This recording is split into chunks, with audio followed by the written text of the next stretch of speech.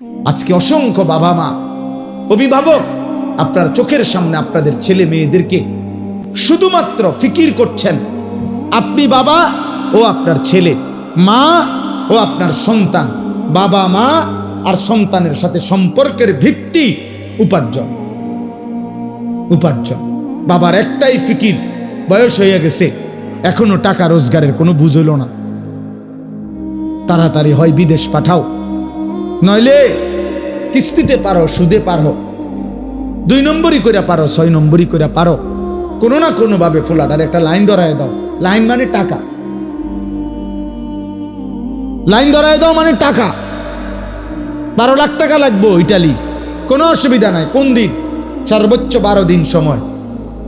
চাচাই ঠিকই জমি বেচ চালাইছে 6 লাখ টাকা, 3 লাখ টাকা সুদে নিছে, 3 লাখ টাকা কিস্তিতে নিছে, নিয়ে 12 লাখ টাকার ব্যবস্থা 12 দিনের মধ্যে ব্যবস্থা হইয়া ফুতে ফ্লাইট হয়ে গেছে।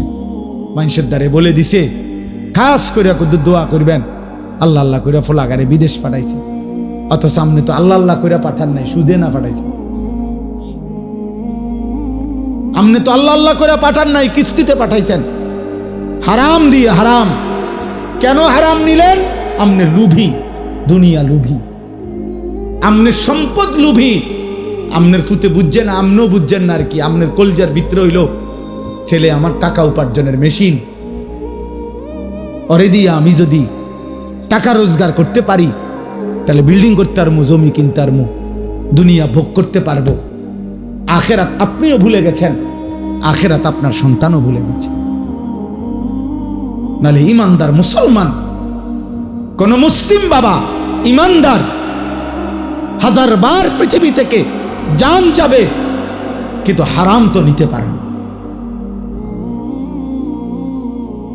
হারাম তো নিতে পারে না। ওই যে বললাম, আমরা এটা বুঝছি যে সন্তানের টাকা পয়সা, সন্তানের কামাই রোজগারির ব্যবস্থা করা এটা আমি বাবার একক দায়িত্ব। এটা আল্লাহ পারবে না। আল্লাহ ছোটবেলায় মার বুক থেকে দুধ পান করাইছে, এটা যদিও পারছে, ছোট্ট থাকতে পারছে, আল্লাহ 16 বছর 18 বছরের সন্তানকে আর লালন পালন করতে পারবে না। নাই তো ইনসাফ করেন, নাহলে একজন বাবা এখন প্রতিবাদ করেন। যদি কেউ সুদ নিয়ে থাকেন, কিস্তি নিয়ে ছেলেরে বিদেশ পাঠাইয়া থাকেন, তো আমনে এখন দাঁড়াইয়া প্রতিবাদ করেন যে আমি আল্লাহর জন্য পাঠাইছি, আখেরাতের জন্য পাঠাইছি, সুদে